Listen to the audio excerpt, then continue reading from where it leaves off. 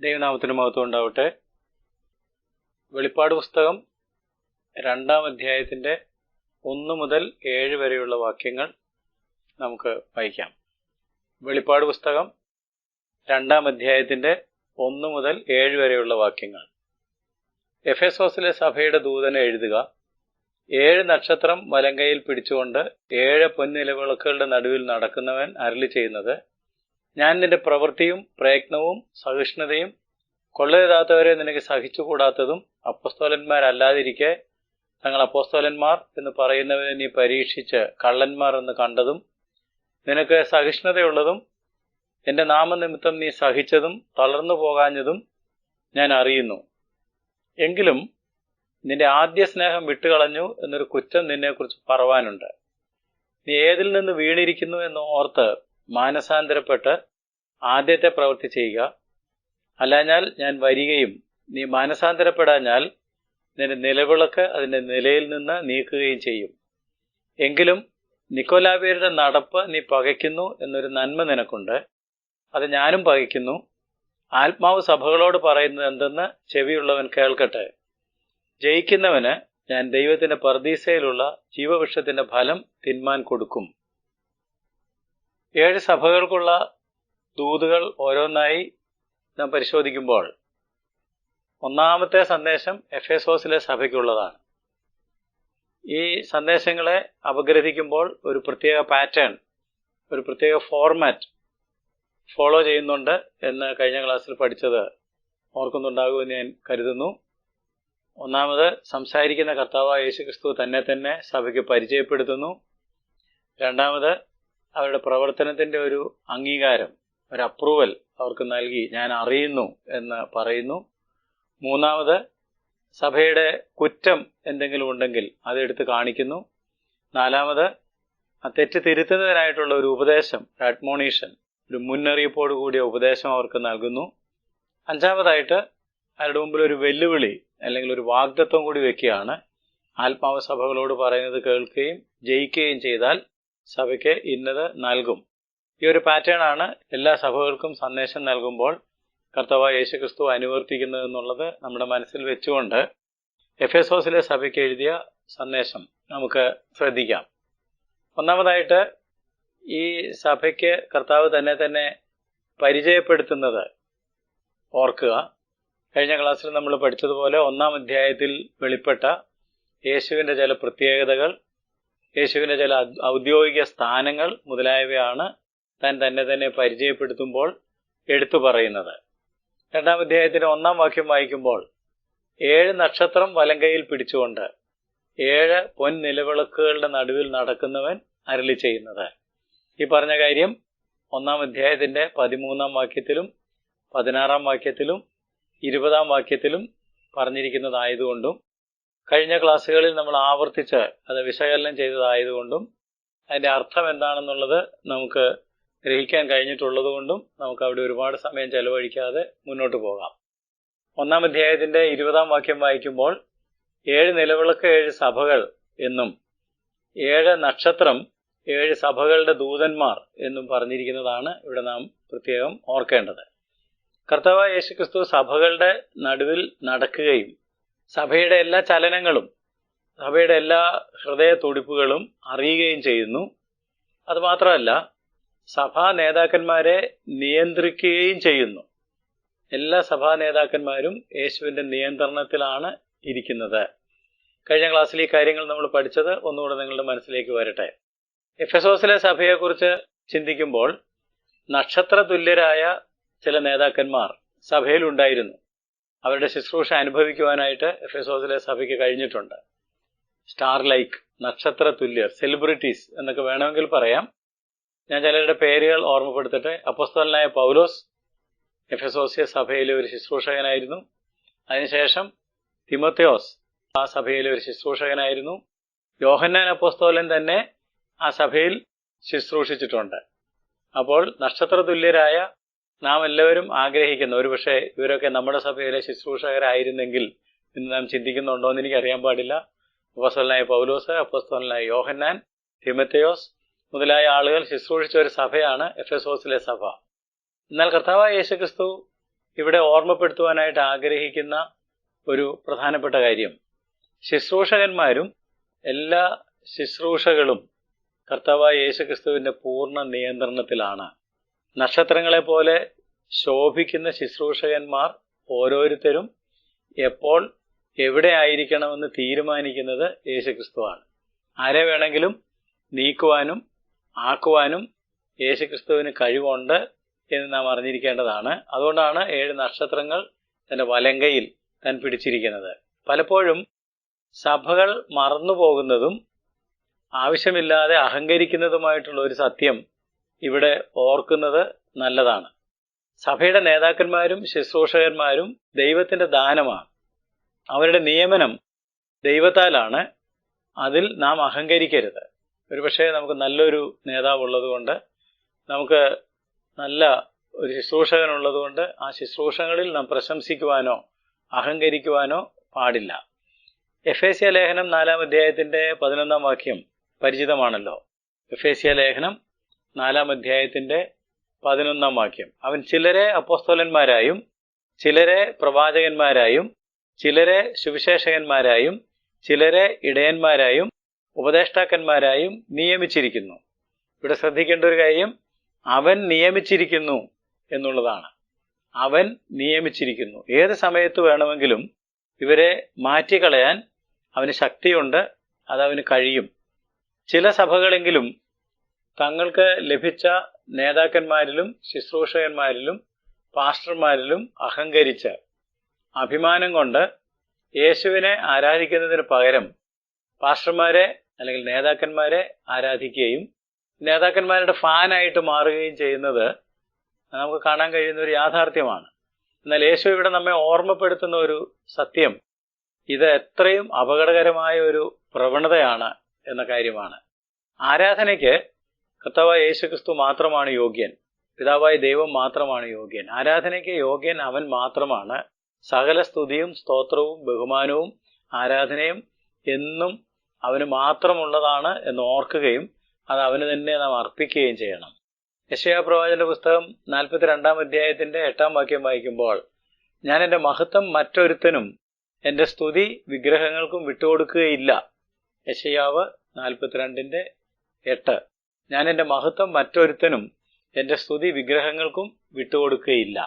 അതുകൊണ്ട് നേതാക്കന്മാരോ ശുശ്രൂഷകന്മാരോ വിഗ്രഹ തുല്യരായിട്ട് മാറുവാനോ അവരിൽ പുകഴുവാനോ അവരിൽ അഹങ്കരിക്കുവാനോ അവരെ ആരാധിക്കുവാനോ അവരുടെ ഫാനായിട്ട് നാം മാറുവാനോ പാടില്ല.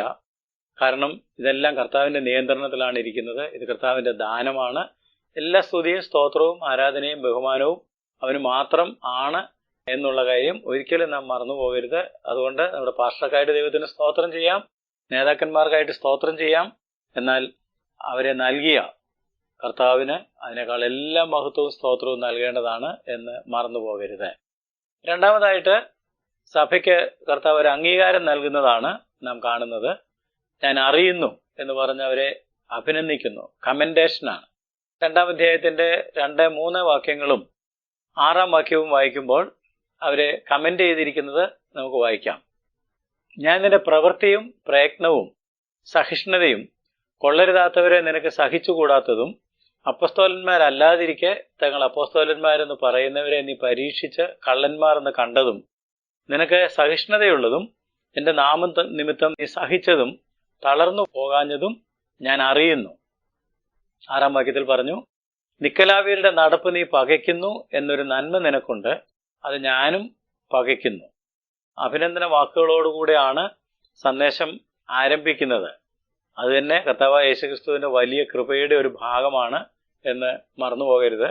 നമ്മെ അഭിനന്ദിക്കുവാൻ, നമ്മെ പ്രത്യേകിച്ച് പുകഴ്ത്തുവാൻ തക്കതായിട്ട് നാം ഒന്നുമില്ലല്ലോ.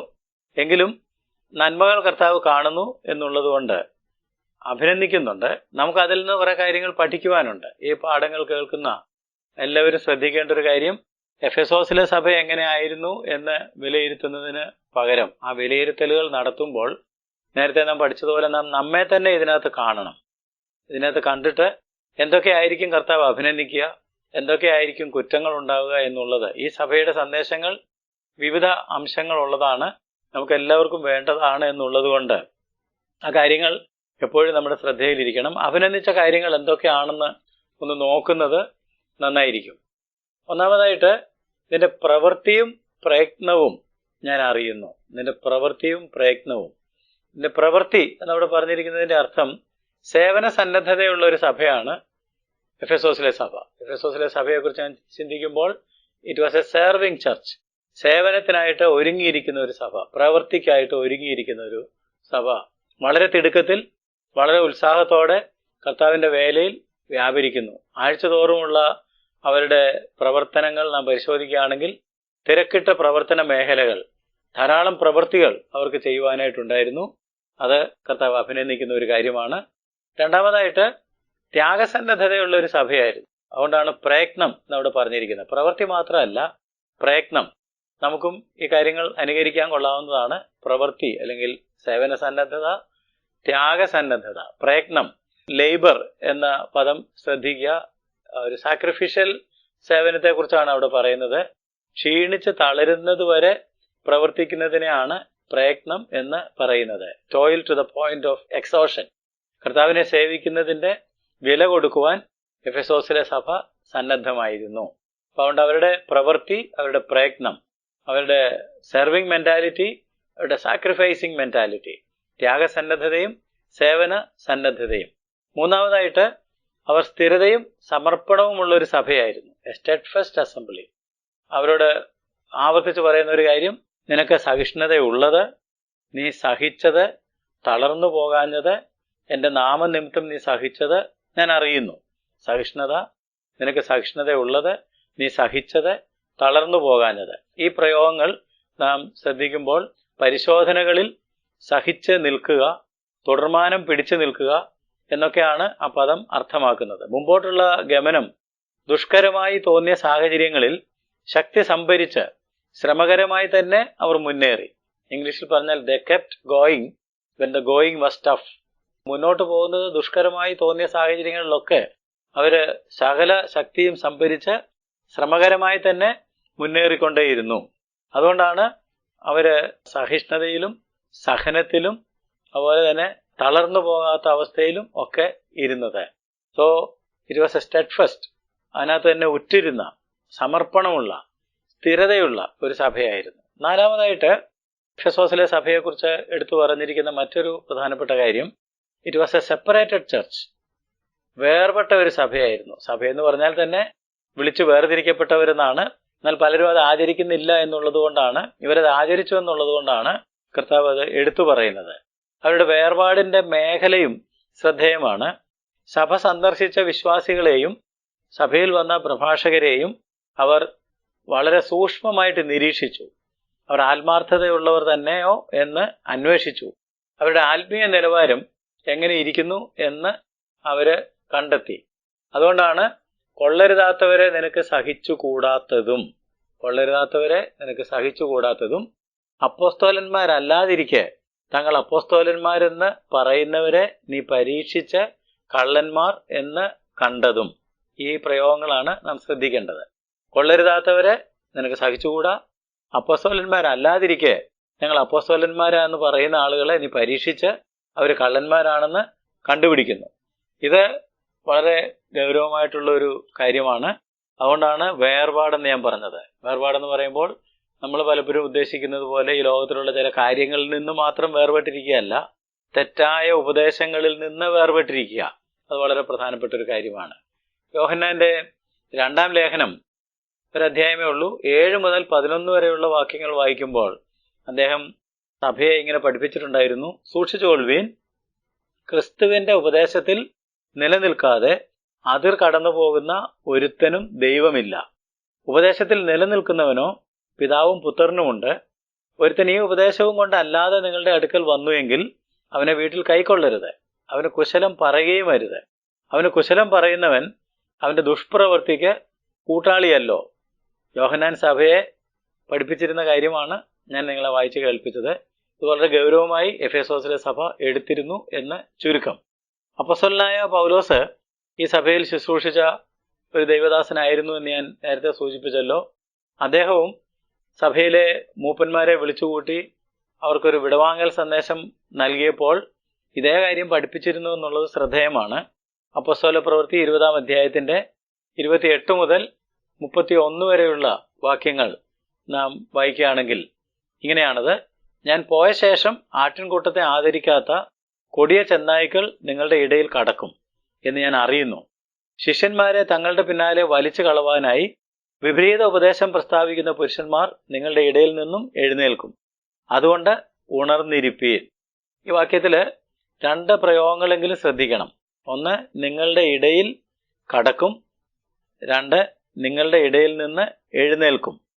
നിങ്ങളുടെ ഇടയിൽ കടക്കും എന്ന് പറഞ്ഞാൽ ദുരുപദേഷ്ടാക്കന്മാര് പുറത്തുനിന്ന് സഭയിൽ കടക്കും എന്നും, നിങ്ങളുടെ ഇടയിൽ നിന്ന് എഴുന്നേൽക്കും എന്ന് പറഞ്ഞാൽ അകത്തിരിക്കുന്ന ചില ആളുകൾ തന്നെ തെറ്റായ ഉപദേശങ്ങൾ പറയുന്ന ആളുകളായിട്ട് മാറും എന്നും അർത്ഥം. False teachers would come in to the church from the outside as well as from within the church. അപ്പൊ ഇങ്ങനെ ഉള്ള ആളുകളെ പരീക്ഷിച്ച് അവര് ശരിയായ ഉപദേശമാണോ പറയുന്നത്, വചനാനിഷ്ഠമായിട്ടാണോ അവരെ ഉപദേശിക്കുന്നത് എന്നുള്ളത് ശ്രദ്ധിക്കുക എന്നുള്ളത് എല്ലാ വിശ്വാസികളുടെയും എല്ലാ സഭകളുടെയും ഉത്തരവാദിത്വമാണ്. കൂടാതെ യോഹന്നാന്റെ 1-ാം ലേഖനം 4-ാം അധ്യായത്തിന്റെ ആദ്യത്തെ 6 വാക്യങ്ങൾ പരിശോധിച്ചാൽ, കള്ളപ്രവാചകന്മാർ പലരും ലോകത്തിലേക്ക് പുറപ്പെട്ടിരിക്കുന്നു. അതുകൊണ്ട് ഏത് ആത്മാവിനെയും വിശ്വസിക്കാതെ ആത്മാക്കൾ ദൈവത്തിൽ നിന്നുള്ളവയോ എന്ന് ശോധന ചെയ്യുക എന്നും പഠിപ്പിച്ചിട്ടുണ്ടായിരുന്നു. അതുകൊണ്ട് ഇത് വളരെ പ്രധാനപ്പെട്ട ഒരു കാര്യമാണ്. പിശാചിന് അവന്റെ തന്ത്രങ്ങളുണ്ട്, അവന്റെ ശുശ്രൂഷകന്മാരുണ്ട്. അവർ നീതിയുടെ ശുശ്രൂഷകന്മാരുടെ വേഷം ധരിച്ച് സഭയിൽ കടക്കും. അകത്തു നിന്ന് എഴുന്നേൽക്കും, പുറത്തു നിന്ന് വരും.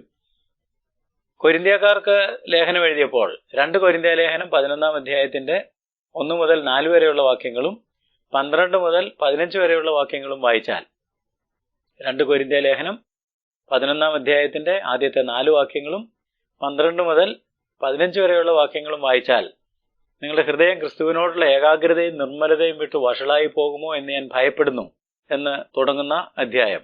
അതിന്റെ 12-ാം വാക്യത്തിലേക്ക് വരുമ്പോൾ അപ്പോസ്തലൻ പറയുന്നത്, സാത്താൻ താനും വെളിച്ചദൂതന്റെ വേഷം ധരിക്കുന്നു, അവന്റെ ശുശ്രൂഷക്കാർ നീതിയുടെ ശുശ്രൂഷക്കാരുടെ വേഷം ധരിക്കുന്നു. അപ്പൊ അങ്ങനെ സുവിശേഷ പ്രസംഗകരുടെ വേഷത്തിൽ തന്നെ, രൂപത്തിൽ തന്നെ അകത്തു നിന്നും പുറത്തു നിന്നും അപകടങ്ങൾ വരാൻ സാധ്യതയുള്ളതുകൊണ്ട് സഭ നിരന്തരം ജാഗരൂകരായിരുന്ന് ഇങ്ങനെയുള്ളവരെ കണ്ടുപിടിച്ച് അവരെ തിരസ്കരിക്കണം. സഭയുടെ ഒരു വലിയ ഉത്തരവാദിത്വമാണ് കൊള്ളരുതാത്തവരെ സഹിക്കാതിരിക്കുക. It was a very good thing done by the Ephesus church. കൊള്ളരുതാത്തവരെ സഹിക്കാതിരിക്കുക. തെറ്റായ കാര്യങ്ങൾ പഠിപ്പിക്കുന്നവരെ നിനക്ക് സഹിക്കാൻ കഴിയുന്നില്ല, അവരെ നീ കള്ളന്മാരെന്ന് കണ്ടു, അവരെ പുറത്താക്കി. അത് എല്ലാ സഭകളും അനുകരിക്കേണ്ട ഒരു കാര്യമാണ്. എഫേസോസിലെ സഭ ദുരുപദേശത്തിൽ നിന്ന് മാത്രമല്ല വേർപാട് ആചരിച്ചത്, ദുഷ്പ്രവൃത്തികളിൽ നിന്നും അവർ വേർപെട്ടിരുന്നു. ദുരുപദേശങ്ങളിൽ നിന്ന് വേർപെട്ടതുകൊണ്ടാണ് ദുഷ്പ്രവൃത്തികളിൽ നിന്ന് അവർക്ക് വേർപെടാനായിട്ട് കഴിഞ്ഞത്. They separated themselves not only from false doctrines but also from false deeds. തെറ്റായ പ്രവൃത്തികളിൽ നിന്നും ഉപദേശങ്ങളിൽ നിന്നും അവർ വേർപെട്ടിരുന്നു. അതുകൊണ്ടാണ് 6-ാം വാക്യത്തില് നിക്കലാവിയരുടെ നടപ്പ് നീ പകയ്ക്കുന്നു, അത് ഞാനും പകയ്ക്കുന്നു എന്ന് എഴുതി വച്ചിരിക്കുന്നത്. നിക്കലാവിയർ എന്ന് പറഞ്ഞാൽ എന്താണ് അതിന്റെ അർത്ഥം? ഇത് ഒരു വിവാദ വിഷയമാണ്. എങ്കിലും നിക്കലാവിയർ എന്ന വാക്ക് നിങ്ങൾ പരിശോധിക്കുമ്പോൾ 2 ഗ്രീക്ക് പദങ്ങളിൽ നിന്നാണ് അത് വരുന്നത്. നിക്കി, ലാവോസ്. നിക്കി എന്ന് പറഞ്ഞാൽ ജയം എന്നും ലാവോസ് എന്ന് പറഞ്ഞാൽ ജനം എന്നുമാണ് അർത്ഥം. അപ്പൊ അതിന്റെ ചുരുക്കം എന്താണെന്ന് ചോദിച്ചാൽ, ജനം ജയിക്കുന്നു. ദൈവസഭയിൽ ശുശ്രൂഷകന്മാരെക്കാൾ ജനത്തിന് പ്രാമുഖ്യം വരുന്നു, അല്ലെങ്കിൽ ജനത്തെ ഡിവൈഡ് ചെയ്യുന്നു. ക്ലർജി, ലെയ്റ്റി, തിരുമേനി എന്നും ഐമേനി എന്നും, അല്ലെങ്കിൽ പുരോഹിതനെന്നും സാധാരണ ജനങ്ങളെന്നും സഭയെ വിഭജിച്ചിട്ട് അങ്ങനെ ആ സ്ഥാനങ്ങളിലേക്ക് വരാനായിട്ട് വോട്ടിടുകയും ജനങ്ങളുടെ അഭിപ്രായത്തിന് വലിയ സ്ഥാനം കൊടുക്കുകയൊക്കെ ചെയ്യുന്ന കോൺകർ ദ പീപ്പിൾ എന്നതിനർത്ഥമുണ്ട്. So some people lorded over people or the church and rob the people of their liberty in Christ. ക്രിസ്തുവിലുള്ള ജനത്തിന്റെ സ്വാതന്ത്ര്യത്തെ നഷ്ടപ്പെടുത്തക്ക തരത്തിൽ അവരുടെ മേൽ ആധിപത്യം എടുക്കുന്ന ഒരു കൂട്ടം ആളുകളും വിധേയപ്പെടുന്ന ഒരു കൂട്ടം ആളുകളും ഒക്കെ, വേറെ തരത്തിൽ പറഞ്ഞാൽ ക്രിസ്തുവിലുള്ള സ്ഥാനവും സ്വാതന്ത്ര്യവും നഷ്ടമാക്കി ജനത്തെ പല തട്ടുകളിലാക്കുന്ന ഒരു പ്രവണത, പ്രീസ്ലി ഹൈറാർക്കി എന്ന് വേണമെങ്കിൽ പറയാം, പൗരോഹിത്യ മേധാവിത്വം ഈ കാലഘട്ടത്തിൽ ആരംഭിച്ചിട്ടുണ്ടായിരിക്കാം. അതിനെ കർത്താവ് അംഗീകരിക്കുന്നില്ല. കർത്താവ് അതിനെ പകയ്ക്കുന്നു. നിങ്ങളതിനെ പകച്ചു, ഞാനും അത് പകയ്ക്കുന്നു എന്നാണ് കർത്താവ് പറയുന്നത്. യോഹന്നാന്റെ 3-ാം ലേഖനം വായിക്കുകയാണെങ്കിൽ 9 മുതൽ 11 വരെയുള്ള വാക്യങ്ങൾ മാത്രം വായിച്ചാൽ, യോഹന്നാന്റെ 3-ാം ലേഖനത്തിൽ 3 വ്യക്തിത്വങ്ങളെ കുറിച്ചാണ് പറയുന്നത്. 2 പേര് അനുകരണീയരായിട്ടുള്ള ആളുകളും ഒരാളെ അനുകരിക്കാൻ കൊള്ളാത്ത ആളും. അനുകരിക്കാൻ കൊള്ളാത്ത ആളെ കുറിച്ചാണ് ഈ 9 മുതൽ 11 വരെയുള്ള വാക്യങ്ങളിൽ പറഞ്ഞിരിക്കുന്നത്. അദ്ദേഹത്തിന്റെ പേര് ദിയോത്രഫേസ് എന്നാണ്.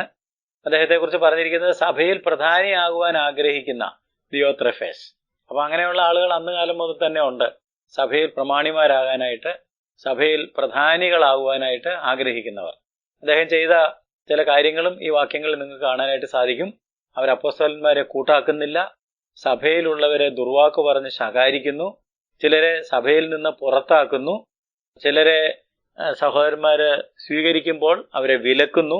ഇങ്ങനെയൊക്കെ സഭയുടെ മേൽ നിയന്ത്രണം എടുക്കുകയും, സഹോദരന്മാരെന്നുള്ള പ്രയോഗം ആണ് എപ്പോഴും നമ്മൾ ശ്രദ്ധിക്കേണ്ടത്. സഭയ്ക്ക് ആദ്യകാലത്തുണ്ടായിരുന്ന ഒരു പേര് തന്നെ സഹോദരന്മാരെന്നാണ്. ഇവിടെയും നമ്മൾ വായിച്ചല്ലോ, സഹോദരന്മാരെ കൈക്കൊള്ളുന്നു, സഹോദരന്മാരെ പുറത്താക്കുന്നു എന്നൊക്കെ പറഞ്ഞപ്പോൾ സഹോദരന്മാരെന്ന് പറഞ്ഞാൽ സഭയിൽ എല്ലാവരും തുല്യരാണ്. അവിടെ വലിപ്പ ചെറുപ്പങ്ങളില്ല. ദൈവസഭയിൽ എല്ലാവരും ഒരേപോലെയാണ്, ഏകോദര സഹോദരങ്ങളാണ്. നമുക്കെല്ലാവർക്കും ഒരു പിതാവ് മാത്രമേ ഉള്ളൂ. നാം എല്ലാവരും സഹോദരന്മാരാണ്. ഈ കാര്യം നാം ഓർത്തിരിക്കണം. ജനത്തെ പ്രസാദിപ്പിക്കുവാനോ നേതാക്കന്മാരെ പ്രസാദിപ്പിക്കുവാനോ ആയിട്ട് നാം ഒന്നും ചെയ്യേണ്ടതില്ല. അത് അപകടകരമായ ഒരു പ്രവണതയാണെന്നുള്ളത് ബൈബിൾ ആദ്യം മുതൽ തന്നെ നമ്മളെ പഠിപ്പിക്കുന്നുണ്ട്. ശൗലിന്റെയും ശമൂവേലിന്റെയും കാര്യം ഓർക്കുകയാണെന്നുണ്ടെങ്കിൽ 1 ശമൂവേൽ 15-ാം അധ്യായത്തിന്റെ 24-ാം വാക്യത്തില് ശൗലിനെ ദൈവം തള്ളിക്കളഞ്ഞതിന്റെ ഒരു പ്രധാനപ്പെട്ട കാരണം തന്നെ ശൗൽ ശമൂവേലിനോട് പറയുകയാണ്, ഞാൻ ജനത്തെ ഭയപ്പെട്ട് അവരുടെ വാക്കനുസരിച്ചതിനാൽ യഹോവയുടെ കൽപ്പനയും നിന്റെ വാക്കും ലംഘിച്ച് പാപം ചെയ്തിരിക്കുന്നു. അപ്പൊ ജനത്തെ പ്രസാദിപ്പിക്കുന്നതിനുള്ള ഒരു വ്യഗ്രത വരുമ്പോൾ, അല്ലെങ്കിൽ അധികാരം പിടിച്ചെടുക്കാനുള്ള ഒരു വ്യഗ്രത മനുഷ്യന്റെ മനസ്സിൽ വരുമ്പോൾ, ചിലപ്പോൾ ദൈവത്തിന്റെ കൽപ്പനകളും ദൈവത്തിന്റെ വചനവും ഒക്കെ നാം വിട്ടുപോകാനായിട്ടും ദൈവത്തിന്റെ പ്രമാണങ്ങൾ മറന്നു പോകാനായിട്ടും ഒക്കെ സാധ്യതയുണ്ട്. ഈ കാലഘട്ടത്തിൽ വോട്ടെടുക്കലും മറ്റും സഭകളിൽ നടക്കുന്നത്, സ്ഥാനമാനങ്ങളിലേക്ക് വരുവാൻ ആളുകൾ ആഗ്രഹിക്കുന്നതൊക്കെ ഈ നിക്കലാവിയരുടെ നടപ്പിന്റെ ഒരു ഭാഗമാണ് എന്ന് നാം അറിഞ്ഞിരിക്കണം. 1 രാജാക്കന്മാരുടെ പുസ്തകം 22-ാം അധ്യായം വായിക്കുമ്പോൾ 400 പ്രവാചകന്മാർ ഇസ്രായേൽ രാജാവിനോട് പറയുന്ന ഒരു കാര്യവും, മിഖായാവ് എന്ന് പറയുന്ന ഒരാള് ദൈവത്തിന്റെ ആലോചന കൃത്യമായിട്ട് പ്രവചിക്കുന്നതും നാം ശ്രദ്ധിക്കുകയാണെന്നുണ്ടെങ്കിൽ ഭൂരിപക്ഷ അഭിപ്രായം എപ്പോഴും ശരിയായിരിക്കണമെന്നില്ല. ഏത് ആത്മാവിലാണ് സംസാരിക്കുന്നതെന്നുള്ളതാണ് ഭൂരിപക്ഷത്തെക്കാളും ന്യൂനപക്ഷത്തെക്കാളും പ്രധാനപ്പെട്ടത്. അതുകൊണ്ട് ഭൂരിപക്ഷ അഭിപ്രായത്തിന്റെ അടിസ്ഥാനത്തിൽ സഭയിൽ നേതൃസ്ഥാനവും സഭയിൽ ആധിപത്യവും ഒക്കെ ഉറപ്പിക്കുവാനായിട്ട് ശ്രമിക്കുന്ന പ്രവണത, സഭയിൽ പ്രധാനിയാകുവാൻ ആഗ്രഹിച്ച ദിയോത്രഫോസിനെ പോലെ പ്രവർത്തിക്കുന്ന ആളുകളൊക്കെ 1-ാം നൂറ്റാണ്ട് മുതൽ തന്നെ ഉണ്ടായിരുന്നു. അതുകൊണ്ട് ദൈവസഭയെക്കുറിച്ച് നാം എപ്പോഴും ചിന്തിക്കുമ്പോൾ ദൈവസഭയിൽ എല്ലാവരും രാജാക്കന്മാരും പുരോഹിതന്മാരുമാണ്. വെളിപ്പാട് 1-ാം അധ്യായത്തിന്റെ 6-ാം വാക്യത്തിൽ നാം ഇത് പഠിച്ചിട്ടുണ്ട്. പത്രോസിന്റെ 1-ാം ലേഖനം 2-ാം അധ്യായത്തിന്റെ 9-ാം വാക്യം വായിക്കുകയാണെങ്കിൽ അവിടെയും അവൻ നമ്മെ രാജാക്കന്മാരും പുരോഹിതന്മാരും ആക്കി തീർത്തിരിക്കുന്നു. നമുക്ക് എല്ലാവർക്കും ഒരേപോലെ പിതാവിന്റെ സന്നിധിയിലേക്ക് പ്രവേശനമുണ്ട്. എബ്രായ ലേഖനം 10-ാം അധ്യായത്തിന്റെ 19 മുതൽ 24 വരെയുള്ള വാക്യങ്ങൾ വായിക്കുകയും പഠിക്കുകയും ചെയ്യുകയാണെന്നുണ്ടെങ്കിൽ ദൈവസന്നിധിയിലേക്ക് പ്രവേശിക്കുന്നതിൽ വലിപ്പ ചെറുപ്പങ്ങളില്ല. എല്ലാവരും തുല്യരാണ്, എല്ലാവരും സഹോദരന്മാരാണ്, എല്ലാവരും പുരോഹിതന്മാരാണ്, എല്ലാവരും രാജാക്കന്മാരാണ്. എല്ലാവർക്കും ഒരുപോലെ ദൈവസന്നിധിയിലേക്ക്, ആ കൃപാസനത്തിന്റെ അടുത്തേക്ക് പ്രവേശനം ഉണ്ട്. എന്നാൽ അതിൽ വേർതിരിവുകൾ സൃഷ്ടിക്കുവാനായിട്ട് ശ്രമിക്കുന്നതിനെയാണ് ഈ നിക്കലാവിയരുടെ നടപ്പ്. ജനം ജയിക്കുക, ജനത്തിന്റെ അഭിപ്രായം ജയിക്കുക. പൗലോസ് അപ്പോസ്തലൻ ഗലാത്യക്കാർക്ക് ലേഖനം എഴുതിയപ്പോൾ പറഞ്ഞു, ഞാൻ ഇപ്പോഴും മനുഷ്യരെ പ്രസാദിപ്പിക്കുന്നുവെങ്കിൽ ക്രിസ്തുവിന്റെ ശുശ്രൂഷക്കാരൻ ആയിരിക്കുകയില്ല. ദൈവത്തെ പ്രസാദിപ്പിക്കുക എന്നുള്ളതാണ് പ്രധാനപ്പെട്ട കാര്യം. അവിടെ സഭയിൽ വേർതിരിവുകൾ ഉണ്ടാക്കുന്ന പ്രവണത ആണ് ഈ നിക്കലാവിയരുടെ നടപ്പ് എന്ന് ചുരുക്കത്തിൽ നമുക്ക് പറയാനായിട്ട് സാധിക്കും. യേശു പറഞ്ഞു, അത് ഞാനും വെറുക്കുന്നു. പെർഗമാസ് സഭയിലും ഈ പ്രശ്നം ഉന്നയിക്കപ്പെടുന്നുണ്ട് എന്നുള്ളത് പിന്നീട് നാം പെർഗമാസിനെ കുറിച്ച് പഠിക്കുമ്പോൾ കാണാൻ കഴിയും. ആദ്യത്തെ നൂറ്റാണ്ടിൽ തന്നെ ഈ സഭയിൽ പ്രമാണിമാരാകാനായിട്ട് ശ്രമിച്ചിരുന്ന ആളുകൾ ധാരാളം ഉണ്ടായിരുന്നു. അവരുണ്ടാക്കിയ അപകടങ്ങൾ വളരെ വലുതാണ് എന്ന് അറിയുക. 5-ാമതായിട്ട്, എഫെസോസിലെ സഭ കഷ്ടതയ്ക്ക് ഒരുക്കമുള്ള ഒരു സഭയായിരുന്നു. A group of people who are willing to suffer for the Lord. ക്ഷമയോടെ കർത്താവിന് വേണ്ടി സഹിക്കുന്നതിനായിട്ട് തീരുമാനിച്ച ഒരു സഭ. ക്ഷമയോടെ ഭാരങ്ങൾ വഹിച്ച് അധ്വാനിച്ച് തളർന്നു പോകാതെ പിടിച്ചു നിന്ന ഒരു സഭ. അതുകൊണ്ടാണ് എൻ്റെ നാമനിമിത്തം നീ സഹിച്ചതും തളർന്നു പോകാഞ്ഞതും. സഹിച്ചതെല്ലാം യേശുവിൻ്റെ നാമനിമിത്തമായിരുന്നു. അങ്ങനെ യേശുവിൻ്റെ നാമനിമിത്തം സഹിക്കുവാനും പിടിച്ചു നിൽക്കുവാനും തളർന്നു പോകാതിരിക്കുവാനും കഴിഞ്ഞ ഒരു സഭ. 5 കാര്യങ്ങളാണ് ഞാൻ അറിയുന്നു എന്ന് കർത്താവ് എടുത്തു പറഞ്ഞത്. സേവന സന്നദ്ധത, ത്യാഗസന്നദ്ധത, സ്ഥിരതയും സമർപ്പണവും, വേർപാടും വിശുദ്ധിയും, കഷ്ടതയ്ക്കുള്ള ഒരുക്കം. ഇംഗ്ലീഷിൽ പറഞ്ഞാൽ this church was a serving church, a sacrificing church, a steadfast church, a separated church and a suffering church. എല്ലാ തരത്തിലും നല്ല ഒരുപാട് ക്വാളിറ്റീസ് ഉള്ള ഒരു സഭയായിരുന്നു എഫെസോസിലെ സഭ. ഇതെല്ലാം വെച്ച് നോക്കുമ്പോൾ നമുക്ക് തികഞ്ഞ ഒരു സഭ, ഒന്നിലും കുറവില്ലാത്തൊരു സഭ എന്ന് പെട്ടെന്ന് തോന്നാം. എന്നാൽ അഗ്നിജ്വാലയ്ക്കൊത്ത കണ്ണുള്ള നമ്മുടെ കർത്താവ് അവരുടെ ഹൃദയത്തിലേക്ക് നോക്കുകയാണ്. അവരുടെ ഹൃദയത്തിലേക്ക് നോക്കിയിട്ട് പറഞ്ഞു, എങ്കിലും ഒരു കുറ്റം നിന്നെക്കുറിച്ച് പറവാനുണ്ട്. അതിൻ്റെ അർത്ഥം എന്താണെന്ന് ചോദിച്ചാൽ, ഇത്രയൊക്കെ കേട്ട കഴിഞ്ഞപ്പോൾ നമ്മൾ ചിലപ്പോൾ വിചാരിച്ചു കാണും അവർക്ക് 100% മാർക്ക് കിട്ടിയെന്ന്. ഇല്ല, നമ്മളുടെ കുഞ്ഞുങ്ങളൊക്കെ 98 മാർക്ക് മേടിച്ചുകൊണ്ട് വന്നാലും ടീച്ചർമാരും പേരൻസും പറയും 2 കൂടെ നിനക്ക് മേടിക്കാമായിരുന്നു, മതി 98 കിട്ടി, നല്ലതാണ് എന്നൊരിക്കലും പറയുകയില്ല. പെർഫെക്ഷൻ 100% മേടിക്കണം. നമ്മൾ മൂന്നാമതായിട്ട് അക്യൂസേഷൻ അല്ലെങ്കിൽ കുറ്റം എന്താണെന്നുള്ളത് കാണാനായിട്ട് പോവുകയാണ്. അപ്പോൾ കർത്താവ് പറയാണ്, നീ ഒത്തിരി നല്ല കാര്യങ്ങളൊക്കെ ചെയ്തു, എങ്കിലും ഞാൻ നിന്റെ ഹൃദയത്തിലേക്ക് നോക്കി പറയുകയാണെന്നുണ്ടെങ്കിൽ ഒരു കുറ്റം നിന്നെക്കുറിച്ച് പറവാനുണ്ട്. എന്താണ് ആ കുറ്റം എന്നുള്ളതാണ് 4-ാം വാക്യത്തിൽ നാം വായിക്കുന്നത്. ഉത്സാഹഭരിതരായി കർത്താവിന് വേണ്ടി അധ്വാനിച്ചും വേർപാട് ആചരിച്ചും ത്യാഗപൂർണ്ണ ശുശ്രൂഷ ചെയ്തും ഒക്കെ എഫെസോസിലെ സഭ മുന്നോട്ട് പോയിക്കൊണ്ടിരിക്കുമ്പോൾ ഹൃദയത്തിൽ ഒരു ചെറിയ പ്രശ്നമുണ്ടായിരുന്നു. അതുകൊണ്ടാണ് കർത്താവ് പറഞ്ഞത് എങ്കിലും അത് വളരെ പ്രധാനപ്പെട്ട ഒരു പ്രയോഗമാണ്. എങ്കിലും നിന്റെ ആദ്യ സ്നേഹം വിട്ടുകളഞ്ഞു എന്നൊരു കുറ്റം നിന്നെക്കുറിച്ച് പറവാനുണ്ട്. എങ്കിലും നിന്റെ ആദ്യ സ്നേഹം വിട്ടുകളഞ്ഞു എന്നൊരു കുറ്റം നിന്നെക്കുറിച്ച് പറവാനുണ്ട്. പുറമേ നോക്കിയാൽ പ്രവർത്തനം, പ്രയത്നം, സഹിഷ്ണുത ഒക്കെ നമുക്ക് കാണാം, വളരെ നന്നായിരിക്കുന്നു എന്ന് നമുക്ക് തോന്നി എന്നും വരാം. എന്നാൽ ഇതിൻ്റെ പിന്നിലെ പ്രചോദനം എന്തായിരുന്നു എന്നുള്ളത് സുപ്രധാനമാണ്. ക്രിസ്തുവിൻ്റെ സ്നേഹമായിരുന്നോ ഈ കാര്യത്തിനായിട്ടൊക്കെ അവരെ പ്രചോദിപ്പിച്ചത്, നിർബന്ധിച്ചത്? അപ്പോസ്തലനായ പൗലോസ് കൊരിന്ത്യക്കാർക്ക് ലേഖനം എഴുതിയപ്പോൾ 2 കൊരിന്ത്യ ലേഖനം 5:14 പറഞ്ഞു, ക്രിസ്തുവിൻ്റെ സ്നേഹം ഞങ്ങളെ നിർബന്ധിക്കുന്നു.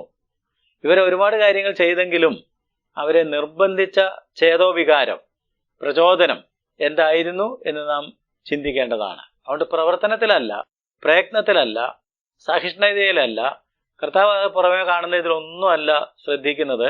കർത്താവ് ഹൃദയത്തിലേക്കാണ് നോക്കുന്നത്. കഴിഞ്ഞ ക്ലാസ്സിൽ ഇക്കാര്യം ഞാൻ നിങ്ങളെ ഓർമ്മപ്പെടുത്തിയിരുന്നു.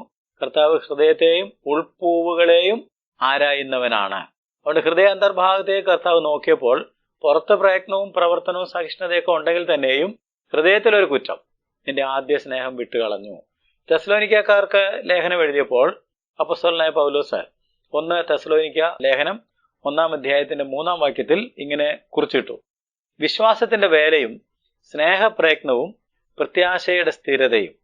വിശ്വാസത്തിന്റെ വേലയും സ്നേഹപ്രയത്നവും പ്രത്യാശയുടെ സ്ഥിരതയും. These were all qualities of the church in Thessalonica. തെസ്സലോനിക്കയിൽ ഉണ്ടായിരുന്ന സഭയുടെ ചില സവിശേഷതകളാണ് നാം വായിച്ചു കേട്ടത്.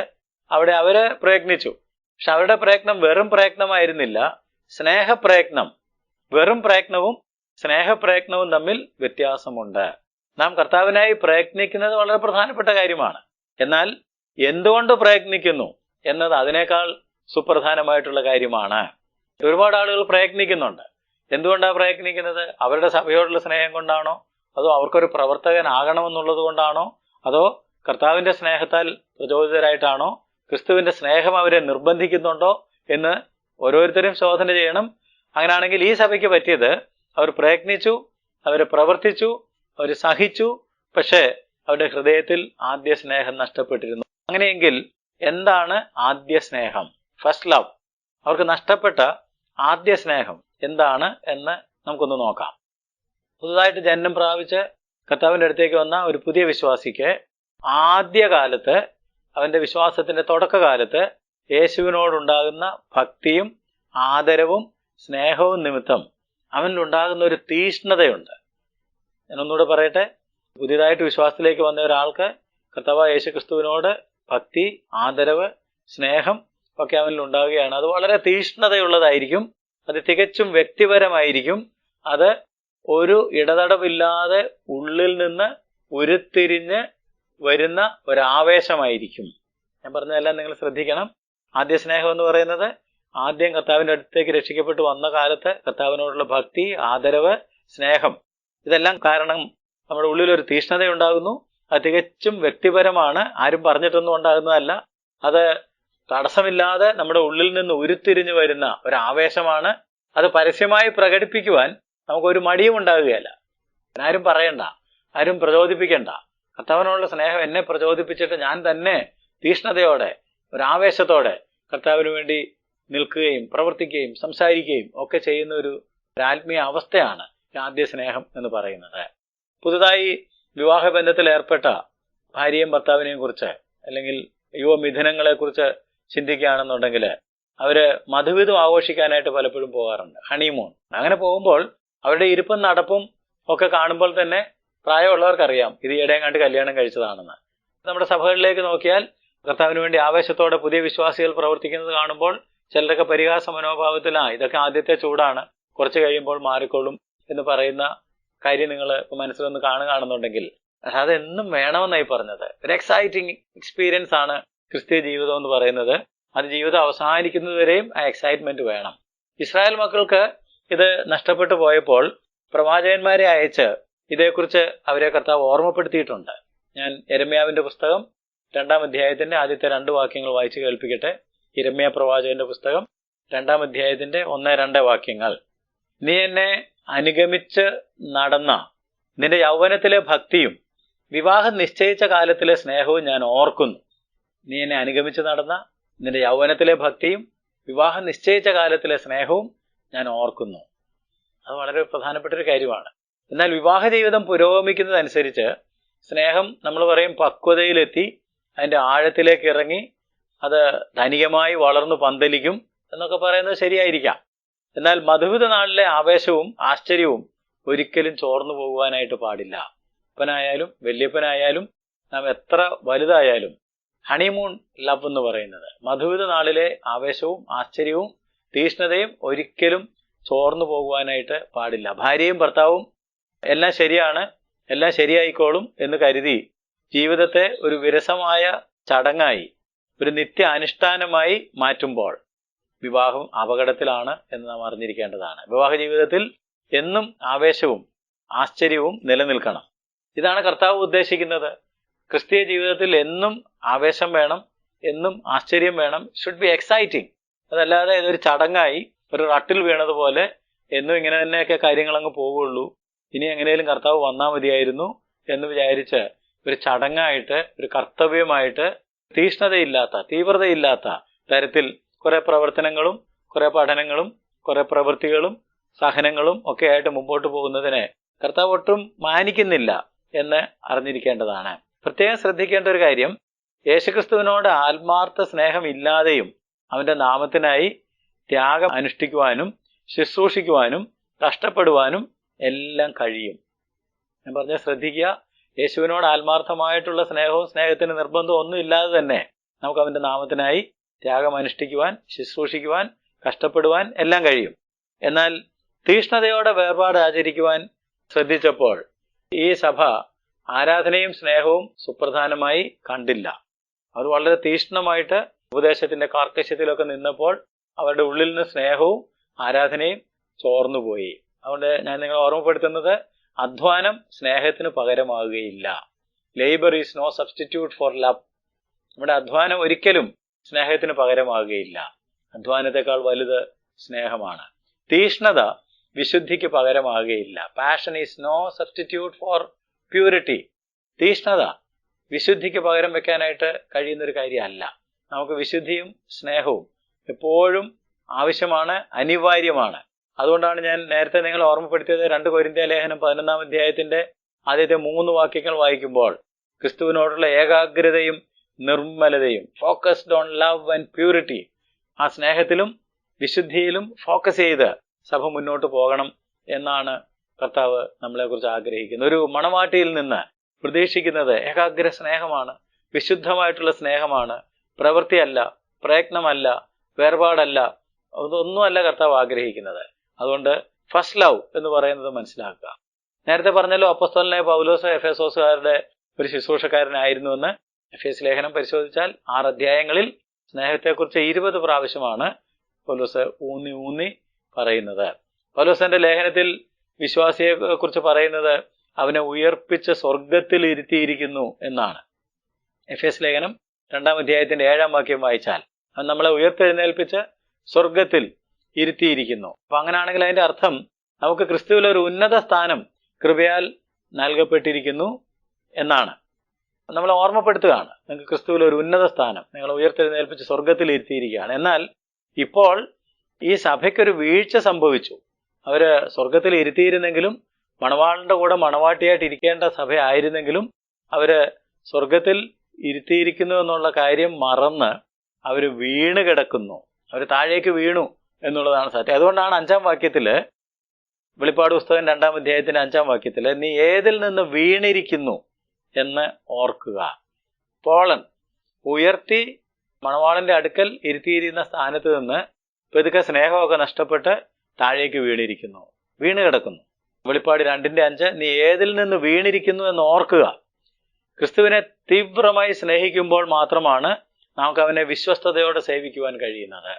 തീവ്ര സ്നേഹം നഷ്ടപ്പെടുമ്പോൾ വിശ്വസ്തയോടെയുള്ള സേവനം പലപ്പോഴും നമുക്ക് അർപ്പിക്കുവാനായിട്ട് കഴിയുകയില്ല. അതുകൊണ്ട് പല ലേഖനങ്ങളും അവസാനിക്കുമ്പോൾ നാം വായിക്കുന്നത്, എഫേസ് ലേഖനം 6-24, ക്രിസ്തുവിനോട് നമുക്കുള്ള സ്നേഹം വിശുദ്ധമായിരിക്കണം, ആത്മാർത്ഥതയുള്ളതായിരിക്കണം. നമ്മുടെ കർത്താവായ യേശു ക്രിസ്തുവിനെ അക്ഷയമായി സ്നേഹിക്കുക. Love our Lord Jesus Christ in sincerity. എഫേസ് ലേഖനം 6-24, കർത്താവായ യേശു ക്രിസ്തുവിനെ അക്ഷയമായി സ്നേഹിക്കുക. 1 കൊരിന്ത്യ ലേഖനം 16-ാം അധ്യായത്തിന്റെ 22-ാം വാക്യം വായിക്കുമ്പോൾ, കർത്താവിനെ സ്നേഹിക്കാത്തവൻ ഏവനും ശപിക്കപ്പെട്ടവൻ, നമ്മുടെ കർത്താവ് വരുന്നു. കർത്താവിനെ സ്നേഹിക്കാത്തവൻ ഏവനും ശപിക്കപ്പെട്ടവൻ. സ്നേഹിക്കുന്നതാണ് ഏറ്റവും പ്രധാനപ്പെട്ട കാര്യം. ലൂക്കോസിന്റെ സുവിശേഷം 10-ാം അധ്യായം എടുത്തൊന്ന് വായിക്കുകയാണെന്നുണ്ടെങ്കിൽ അവിടെ നമുക്ക് മാർത്തയും മറിയയും, 2 സഹോദരിമാരെ കാണാൻ സാധിക്കും. മാർത്ത ശുശ്രൂഷയെ സ്നേഹിച്ചു, മറിയ കർത്താവിനെ സ്നേഹിച്ചു. വളരെ പ്രധാനപ്പെട്ട കാര്യം നിങ്ങളോട് പറഞ്ഞത്. മാർത്ത ശുശ്രൂഷയെ സ്നേഹിച്ചു, അവൾ ശുശ്രൂഷയിൽ കുഴഞ്ഞു. ഒരുപക്ഷെ എഫേസോസ് സഭയോട് പറഞ്ഞതുപോലെ, മാർത്തയെ, നിന്റെ പ്രവൃത്തിയും നിന്റെ പ്രയത്നവും നിന്റെ സഹിഷ്ണുതയും നിനക്ക് വേണ്ടാത്തതൊന്നും ഇഷ്ടപ്പെടാത്തതൊക്കെ മാറ്റിക്കളയുന്നതും ഒക്കെ ഞാൻ അറിയുന്നു എന്ന് കർത്താവ് കണ്ടു കാണും. മറിയെ നോക്കിയിട്ട് പറഞ്ഞു, എന്നാൽ അല്പമേ വേണ്ടൂ, അല്ല 1 മതി. മറിയ നല്ല അംശം തിരഞ്ഞെടുത്തിരിക്കുന്നു, അതാരും അവളോട് അപഹരിക്കുകയുമില്ല. അതുകൊണ്ട് സ്നേഹം എന്ന് പറയുന്നതാണ് കർത്താവിനോടുള്ള സ്നേഹം. അവന്റെ കാൽപാദങ്ങൾ പോയിരുന്ന മറിയ, അതുപോലെ നാം അവനോട് പറ്റിച്ചേർന്ന് ഇരിക്കേണ്ടതാണ്. സ്നേഹം ഒരു നാൾ ഉതിർന്നു പോകുന്നില്ല. 1 കൊരിന്ത്യ ലേഖനം 13-8. 1 കൊരിന്ത്യ ലേഖനം 13-13 പറയാണ്, വിശ്വാസം, പ്രത്യാശ, സ്നേഹം, ഈ 3 നിലനിൽക്കുന്നു, ഇതിൽ വലിയതോ സ്നേഹം തന്നെ. അതുകൊണ്ട് ഈ സ്നേഹം നമ്മുടെ ഹൃദയത്തിൽ നിന്ന് ചോർന്നു പോയി കഴിഞ്ഞാൽ പിന്നീട് നാം എന്ത് പ്രവർത്തിക്കുന്നു എന്ന് പറയുന്നത് കൊണ്ടും വലിയ കാര്യമില്ല എന്ന് നാം അറിഞ്ഞിരിക്കണം. അതുകൊണ്ട് കർത്താവ് ഒരു ഉപദേശം, താക്കീതോടുകൂടിയ ഒരു ഉപദേശം ഇവർക്ക് നൽകുന്നതാണ് 5-7 വാക്യങ്ങളിൽ നാം കാണുന്നത്. അതിങ്ങനെയാണ്, നീ ഏതിൽ നിന്ന് വീണിരിക്കുന്നുവെന്ന് ഓർത്ത് മാനസാന്തരപ്പെട്ട് ആദ്യത്തെ പ്രവൃത്തി ചെയ്യുക. അല്ലാഞ്ഞാൽ ഞാൻ വരികയും നീ മാനസാന്തരപ്പെടാഞ്ഞാൽ നിന്റെ നിലവിളക്ക് അതിന്റെ നിലയിൽ നിന്ന് നീക്കുകയും ചെയ്യും. ആത്മാവ് സഭകളോട് പറയുന്ന എന്തെന്ന് ചെവിയുള്ളവൻ കേൾക്കട്ടെ. ജയിക്കുന്നവന് ഞാൻ ദൈവത്തിന്റെ പറുദീസയിലുള്ള ജീവവൃക്ഷത്തിന്റെ ഫലം തിന്മാൻ കൊടുക്കും. കർത്താവിന്റെ താക്കീതോടുകൂടിയ ഉപദേശം, അഡ്മോണിഷൻ എന്ന് പറഞ്ഞാൽ ഗുണദോഷിക്കുക, അനുശാസിക്കുക, മൃദുവായി ശകാരിക്കുക എന്നൊക്കെയാണ്. 3 നിർദ്ദേശങ്ങളാണ് കർത്താവ് ഇവിടെ നൽകുന്നത്. അവ കൃത്യമായി അനുസരിച്ചാൽ നമുക്ക് ആദ്യ സ്നേഹം പുനഃസ്ഥാപിക്കാനായിട്ട് കഴിയും. എന്തൊക്കെയാണ് പറഞ്ഞത്? 1, ഓർക്കുക. 2, മാനസാന്തരപ്പെടുക. 3, ആദ്യത്തെ പ്രവൃത്തി ചെയ്യുക. Remember, repent, repeat or redo എന്ന് വേണമെങ്കിൽ പറയാം. ഓർക്കുക, കീപ്പ് ഓൺ റിമെമ്പറിംഗ് ആണ് അതിന്റെ അർത്ഥം. മാനസാന്തരപ്പെടുക, ചേഞ്ച് യുവർ മൈൻഡ് കണ്ടിന്യൂസ്ലി. 3-മതായിട്ട് ആദ്യത്തെ പ്രവൃത്തി ചെയ്യുക. ആദ്യം ചെയ്തിരുന്ന അതേ കാര്യം തന്നെ സ്നേഹത്തിൽ നിന്ന് ചെയ്യുക. ഈ 3 കാര്യങ്ങൾ ഞാൻ ഒന്ന് അല്പം വിശദീകരിച്ചോട്ടെ. ഓർക്കുക, റിമെമ്പർ എന്ന് പറഞ്ഞതിന്റെ അർത്ഥം ഓർത്തുകൊണ്ടിരിക്കുക, മറന്നു പോകരുത്. നമുക്ക് മറന്നു പോകാനുള്ള പ്രവണത വളരെ കൂടുതലായതുകൊണ്ട് നമുക്ക് നഷ്ടപ്പെട്ടത് എന്ത് എന്ന് കണ്ടുപിടിക്കുക, കർത്താവുമായിട്ടുള്ള നമ്മുടെ ഉറ്റ ബന്ധം, ക്ലോസ് കമ്മ്യൂണിയൻ പുനഃസ്ഥാപിക്കുക. അതിന് ഒരു ഉത്കടമായിട്ടുള്ള ഹൃദയവാഞ്ച നമുക്കുണ്ടാകണം. അതാണ് ഓർക്കുക എന്ന് പറഞ്ഞാൽ. ആദ്യത്തെ കാലത്ത് എങ്ങനെയായിരുന്നു കർത്താവുമായിട്ട് ഒരു ഉറ്റ ബന്ധം ഉണ്ടായിരുന്നത്? A close communion, a close relationship. റിലിജനേക്കാൾ റിലേഷൻഷിപ്പാണ് വലുത് എന്ന് മറന്നു പോകരുത്. കർത്താവ് അതാണ് ആഗ്രഹിക്കുന്നത്. അതുകൊണ്ട് ബാക്കി പറഞ്ഞതൊക്കെ റിലിജിയനാണ്. പ്രവൃത്തി, പ്രയത്നം, സഹിഷ്ണുത, ഉപദേശത്തിന്റെ കാർക്കശ്യം എല്ലാം റിലിജനാണ്. എന്നാൽ കർത്താവ് ആഗ്രഹിക്കുന്ന ഒരു റിലേഷൻഷിപ്പാണ് ക്ലോസ് കമ്മ്യൂണിയൻ. അപ്പൊ അത് ആദ്യം ഉണ്ടായിരുന്നു, അതൊന്ന് റിമെമ്പർ ചെയ്യുക. രണ്ടാമതായിട്ട് റിപ്പന്റ്, മാനസാന്തരപ്പെടണം. മനസ്സ് മാറ്റി പാപം യേശുവിനോട് ഏറ്റുപറയണം. എന്നിട്ട് ആദ്യത്തെ പ്രവൃത്തി ചെയ്യാനായിട്ട് നാം തയ്യാറാകണം. 1 യോഹന്നാൻ 1:9 നമ്മുടെ പാപങ്ങളെ ഏറ്റുപറയുന്നുവെങ്കിൽ അത് നമ്മോട് പാപങ്ങളെ ക്ഷമിച്ച് സകല അനീതിയും പോക്കി നമ്മെ ശുദ്ധീകരിപ്പാൻ തക്കവണ്ണം വിശ്വസ്തനും നീതിമാനും ആകുന്നു. അതുകൊണ്ട് നമുക്ക് പറ്റിയ അബദ്ധം കർത്താവിനോട് ഏറ്റുപറയണം. മൂന്നാമതായിട്ട് റിപ്പീറ്റ് ഓർ റീഡു, ആദ്യത്തെ പ്രവൃത്തി ചെയ്യണം. ആദ്യ സ്നേഹത്തിലേക്കും കൂട്ടായ്മയിലേക്കും മടങ്ങി വരണം. അത് നഷ്ടപ്പെട്ടത് നമ്മുടെ പാപം കൊണ്ടും ശ്രദ്ധക്കുറവ് കൊണ്ടുമാണ് എന്ന് മറന്നു പോകരുത്. ഒരു വിശ്വാസിയെ സംബന്ധിച്ചിടത്തോളം ആദ്യത്തെ പ്രവൃത്തി എന്ന് പറയുമ്പോൾ എന്താണ് ഉദ്ദേശിക്കുന്നത്? ആദ്യത്തെ പ്രവൃത്തി ചെയ്യുക, വൈകായിട്ട് അവനെ സ്നേഹിക്കുക, ക്ലോസ് കമ്മ്യൂണിയൻ എന്ന് പറഞ്ഞതുകൊണ്ട് മാത്രം കാര്യം തീരുന്നില്ല. നമ്മളുടെ ആദ്യത്തെ പ്രവൃത്തി എന്തായിരുന്നു? നാം രക്ഷിക്കപ്പെട്ട കാലഘട്ടത്തിൽ കർത്താവിനോട് അത്ര തീവ്രമായിട്ടുള്ള തീക്ഷ്ണമായിട്ടുള്ള ഒരു സ്നേഹം ഉണ്ടായിരുന്നു എന്ന് തെളിഞ്ഞത് നമ്മുടെ പ്രാർത്ഥന, വചന പാരായണവും പഠനവും, വചന ധ്യാനം, വചന അനുസരണത്തോടു കൂടിയ ശുശ്രൂഷ, ആരാധന, ഈ കാര്യങ്ങളൊക്കെ ആയിരുന്നു. ഇതൊക്കെ ഇപ്പൊ എങ്ങനെ ഇരിക്കുന്നു? ഇപ്പൊ ഇതൊക്കെ ഒരു ചടങ്ങായിട്ട് മാറിയിരിക്കുന്നുവോ എന്നാണ് നോക്കേണ്ടത്. പ്രാർത്ഥന തീക്ഷ്ണതയുണ്ടോ അതിനകത്ത്? വചനപാരായണം തീക്ഷ്ണതയുണ്ടോ? ക്രമമായിട്ട് ഉത്സാഹത്തോടെ അത് ചെയ്യുന്നുണ്ടോ? വചന പഠനം എങ്ങനെ ഇരിക്കുന്നു? വചന ധ്യാനം രാപ്പകൽ ധ്യാനിക്കുന്നുണ്ടോ? തുടങ്ങിയ കാലത്ത് അങ്ങനെയൊക്കെ ഉണ്ടായിരുന്നു.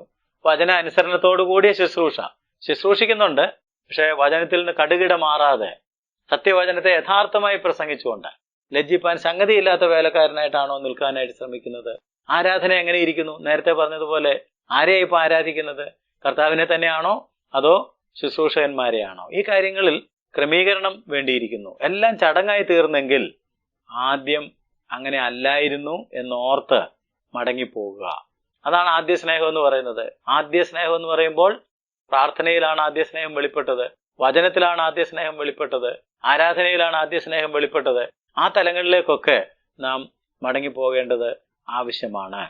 എഫെസോസ് സഭ അനുഭവിച്ചിരുന്ന ഈ ഉന്നത പദവി എന്തു തന്നെ ആയിരുന്നാലും അത് വളരെ ഉന്നതമായിട്ടുള്ള ഒരു പദവിയിലൊക്കെ ആയിരുന്നു. പക്ഷെ ഏതിൽ നിന്ന് വീണു എന്ന് ചോദിച്ചത്. ഇന്നിപ്പോൾ അവർ ഒരു അപകടത്തിന്റെ വക്കിലെത്തിയിരിക്കുന്നു. അതുകൊണ്ടാണ് കർത്താവ് പറഞ്ഞത്, ഏതിൽ നിന്ന് വീണു എന്നോർത്ത് മാനസാന്തരപ്പെട്ട് ആദ്യത്തെ പ്രവൃത്തി ചെയ്യുക. അല്ലെങ്കിൽ നീ മാനസാന്തരപ്പെടാഞ്ഞാൽ നിന്റെ നിലവിളക്ക് അതിന്റെ നിലയിൽ നിന്ന് നീക്കിക്കളയും. നിന്റെ നിലവിളക്ക് അതിന്റെ നിലയിൽ നിന്ന് നീക്കും. ഇതിന്റെ അർത്ഥം നിനക്ക് വെളിച്ചം നഷ്ടമാകും. നമ്മൾ നിലവിളക്കിനെ കുറിച്ച് ഇതിനു മുമ്പ് പഠിച്ചിട്ടുണ്ട്. നിന്റെ വെളിച്ചം നിനക്ക് നഷ്ടമാകും. സ്നേഹം നഷ്ടപ്പെടുന്ന സഭയ്ക്ക് വെളിച്ചവും നഷ്ടപ്പെടും. സ്നേഹം നഷ്ടപ്പെടുന്ന സഭയ്ക്ക് വെളിച്ചം നഷ്ടപ്പെടും എന്ന് മറന്നുപോകരുത്. The church that loses its love will soon lose its light. അവർ ഉപദേശപരമായി എത്ര കൃത്യത പാലിച്ചാലും സ്നേഹം നഷ്ടപ്പെട്ടാൽ വെളിച്ചം ദൈവം നീക്കിക്കളയും. അതുകൊണ്ടാണ് ഞാൻ വരികയും നീ മാനസാന്തരപ്പെടാഞ്ഞാൽ നിന്റെ നിലവിളക്ക് അതിന്റെ നിലയിൽ നിന്ന് നീക്കുകയും ചെയ്യും. ഞാൻ വരികയും എന്നവിടെ പറഞ്ഞതിന്റെ അർത്ഥം യേശുവിന്റെ രണ്ടാം വരവിനെ കുറിച്ചല്ല.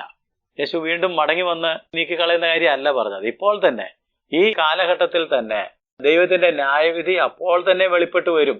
അതുകൊണ്ട് ഈ സഭ ഒരു അപ്രസക്ത സഭയായിട്ട് മാറുമെന്നായി പറഞ്ഞതിന്റെ അർത്ഥം.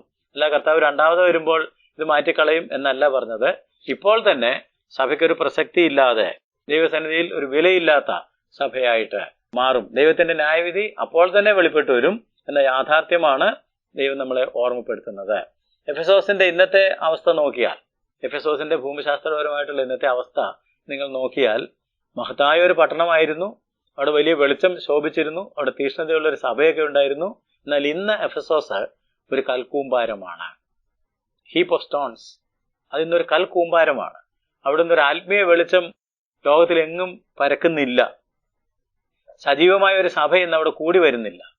എന്താണത് കാണിക്കുന്നത്?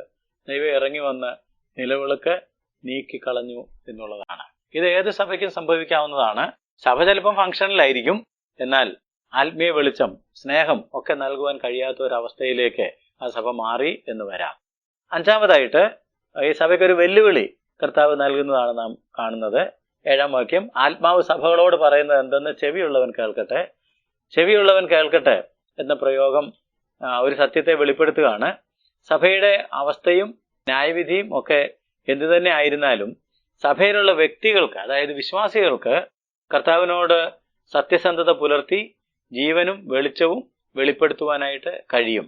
ഇതെല്ലാ സഭകളോടും പറഞ്ഞു എന്നുള്ളതും ശ്രദ്ധിക്കണം. എല്ലാ സഭകളോടും പറഞ്ഞ മറ്റൊരു സുപ്രധാന കാര്യമാണ് ജയിക്കുന്നവന് ഞാൻ കൊടുക്കും. ആത്മാവ് സഭകളോട് പറയുന്നത് ചെവിയുള്ളവൻ കേൾക്കണം, വ്യക്തിയാണ് കേൾക്കേണ്ടത്. ജയിക്കുന്നവൻ എന്ന് പറഞ്ഞതും ജയിക്കുന്ന സഭയല്ല, ജയിക്കുന്ന വ്യക്തി, അവന് ഞാൻ കൊടുക്കും. എന്താണ് കൊടുക്കുന്നത്? ജയിക്കുന്നവൻ എന്ന് പറയുമ്പോൾ പ്രത്യേകിച്ച് അറിഞ്ഞിരിക്കേണ്ട മറ്റൊരു കാര്യം, ഒരു ആത്മീയ ശ്രേഷ്ഠ വിഭാഗം, എ സ്പിരിച്വൽ എലൈറ്റ് എന്നല്ല, അങ്ങനെ പറഞ്ഞില്ല. ജയിക്കുന്നവൻ എന്ന് പറഞ്ഞാൽ ഉത്തമന്മാരുടെ ഒരു സംഘം എന്നതിനർത്ഥമില്ല. ഒരു യഥാർത്ഥ വിശ്വാസിയുടെ ജയത്തിനുള്ള സാധ്യതയെക്കുറിച്ചാണ്. എനി നോർമൽ ബിലീവർ ഒരു ഉത്തമനായിരിക്കണം, അല്ലെങ്കിൽ ഒരു ശ്രേഷ്ഠനായിരിക്കണം, ഒരു സ്പിരിച്വൽ എലൈറ്റ് ആയിരിക്കണം എന്നൊന്നും നിർബന്ധമില്ല. ഏത് വിശ്വാസിക്കും ജയിക്കാനായിട്ട് സാധിക്കും. പക്ഷെ ജയിക്കണമെന്നുണ്ടെങ്കിൽ ആത്മാർത്ഥതയുള്ള ലളിതമായ സ്നേഹത്തിൽ നിന്ന് വരുന്ന ഒരു വിശ്വാസവും പ്രവർത്തനവും കർത്താവിനോട് നാം കാണിക്കേണ്ടതാണ്. കർത്താവിൽ നിന്ന് ജനിച്ചവരെല്ലാം അങ്ങനെ ആയിരിക്കും എന്ന് യോഹന്നാൻ 1-ാം ലേഖനം 5-ാം അധ്യായത്തിന് 4-5 വാക്യങ്ങളിൽ പറഞ്ഞിട്ടുണ്ടല്ലോ. 1 യോഹന്നാൻ 5-ാം അധ്യായത്തിന് 4-5 വാക്യങ്ങൾ. ദൈവത്തിൽ നിന്ന് ജനിച്ചതൊക്കെയും ലോകത്തെ ജയിക്കുന്നു.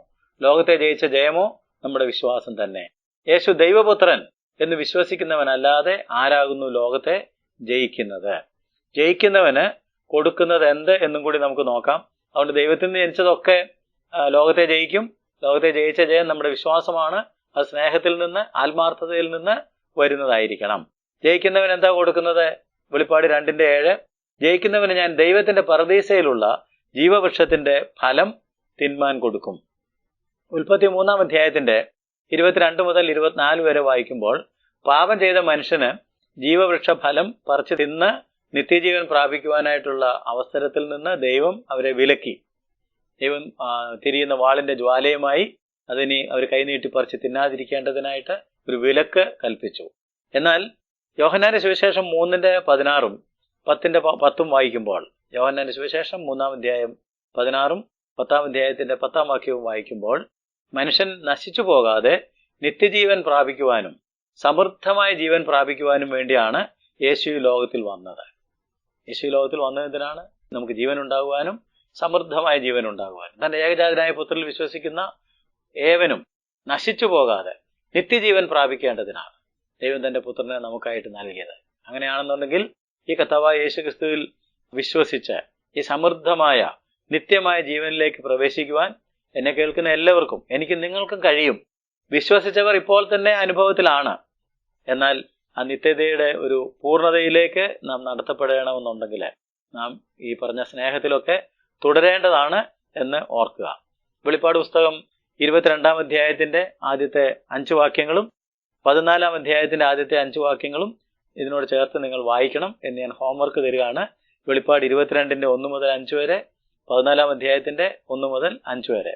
എഫെസോസിലെ സഭ ക്രിസ്തുവിനോടുള്ള സ്നേഹം കാത്തു സൂക്ഷിക്കുന്നതിൽ ഉദാസീനരായി.